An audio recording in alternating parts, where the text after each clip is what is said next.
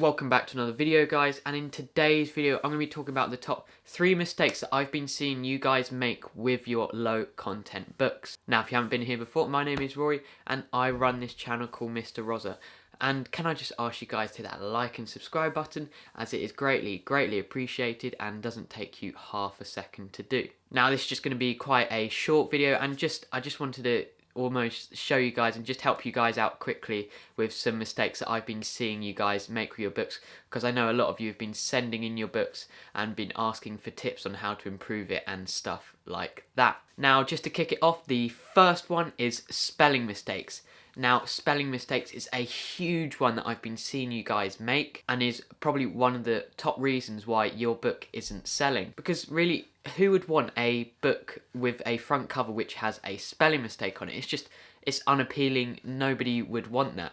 And it's something that I've seen when I'm scrolling through Amazon. You get to like the pages further on, like the 5th page, and you just see these mistakes and you're thinking, well, if these books didn't have these sort of spelling mistakes, then they would be selling a really good amount. Now, I know it can be tough. I know a lot of my viewers, English isn't their first language, but it's something you're really going to have to practice and sort of nail down, especially when you're targeting an English speaking market like Amazon.com, Amazon.co.uk and stuff like that. It's just a really important fact that you have to take into account when you're creating your front cover, and also the interior. If you're wanting to use text on the interior, spell checking is very important. Now, there is softwares out there such as Grammarly that will automatically spell check for you, and I know Google also had its own special add-on just to help you guys out and help you not make these spelling mistakes in the future. So yeah, what I'd recommend you guys to do, if English isn't your first language, and even if English is your first language, it's still very important to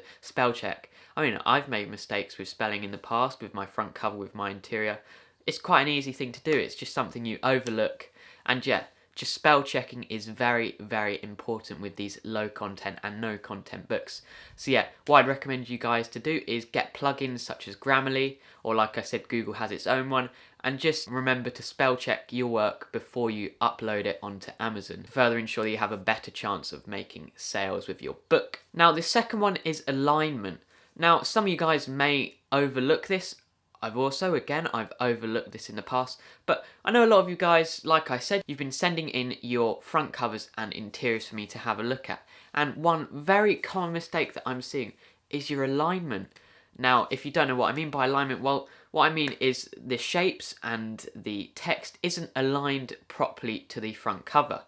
So say if you've got the front cover, the box, it's slightly over too much to the left, or it's slightly over too much to the right. And yeah, it's a very important thing, because like I said, it's a lot like spelling mistakes. The alignment is just a mistake you guys are making. Like, once again, when you're going through Amazon and people are seeing that a book isn't properly aligned, because actually when you go through Amazon, the only page you see is obviously the front one rather than the whole cover, if you get what I mean. And yeah, if the text is slightly too much over to the right, or the image or graphic is slightly too much over to the right, well, it's just, again, it's not going to be very appealing. Nobody will want to be buying a book that isn't properly aligned, as, well, it's just a mistake, it's just off. So yeah, when you come to export your book, or export it as a PDF or PNG or whatever, make sure that you look at it properly and make sure that it is aligned. I know with Adobe Illustrator, there is a button which will automatically align the shapes and the text for you to wherever you would want.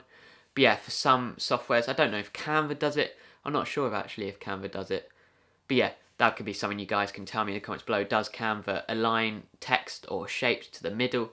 Yeah, just remember, align. When you come to export your book, remember, alignment, that is so important. Much like the spelling mistake, they are just as important. And yeah, just the last one, number 3 we have for today is colours. And the real question you want to ask yourself is, are you using the correct particular colour for that niche?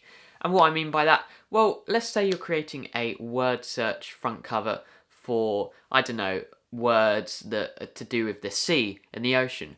Well, then you're going to be wanting to be using colours such as blues to replicate the sea, or you could be using colours such as orange to replicate fish. And yeah, just when I think of oceans, first thing I think of is blues. And if you're seeing a book about fish and the front cover is all green, well, it's just not going to seem right. And the same for if you're creating a book about jungles. Well, if I was thinking about jungles, I would think of greens, I would think of browns to replicate the trees and stuff like that, and different animals, the colours of different animals you get there, such as monkeys. I guess you could think of different fruits and stuff like that.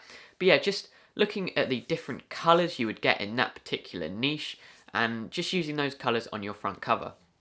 Now, what I did to get a good idea of what colours I should be using is I literally just scrolled through Amazon myself, looked up what niche I was looking at. Say if I was looking at a sea life book, then I'll search up sea life books and just look at all the colours that they're using and get a good idea of that, and almost just copy what kind of colours they're using basically. And also another thing I like to look at is complementary colours. Now, if you don't know what that means, I'll have a pop-up just come up there. And complementary colours are basically colours that complement each other. It's literally in the title. And I think they're, with complementary colours, I'm not 100%, but I'm pretty sure they're opposites. But basically what they do is they make each other stand out and make each colour look more appealing. Like, I think oranges are complementary to purples and stuff like that. So yeah, they're basically opposites, but they make each other pop out and make each other more appealing. And yeah, basically just bit more vibrant. So yeah, when I come to create my covers, or if I'm using an interior that involves colour, it's just a rule I like to follow. Are they complementary? And yeah, does it just look appealing to the eye? You can basically get a very good idea if the colours are right, if it looks appealing to the eye. So yeah, those are 3 main mistakes that I've been seeing you guys make. So number 1, spelling mistakes, number 2, alignment, and number 3, colours. Are you using the appropriate colours? And yeah, I hope you guys found that useful. It was a very, very short video because I know recently all my videos have been 10 minutes, 12 minutes plus. But yeah, I just wanted to use this as a short video just to show you guys what kind of mistakes I've been seeing you guys make, and yeah, how you can improve and avoid these mistakes in the future. Now, I think when I'm posting this video, I'm actually going to be on holiday because I will have had it scheduled. So yeah, it's a bit weird recording the video now and then thinking, well, when this uploaded, I'm not actually going to be here where I am. So yeah, I hope you found it useful, and if you did, make sure you give it a like and remember to subscribe once again, as it is greatly appreciated and doesn't take you half a second to do. And if you don't want to, you can just unsubscribe afterwards, can't you? And yeah, if you would like any more tips on the KDP platform and just Amazon in general, make sure you go and check out my other videos. I've got many great videos out there to help you guys and help you get more sales, because it's a business that I've made some money off myself. And yeah, well, I hope you guys enjoyed. And remember to leave a comment down below. I forgot to say that. Remember to leave a comment down below if you have any questions for me, because I also have a series called KDP Questions where I answer your guys' most asked questions. And yeah, I'll see you next time. Goodbye.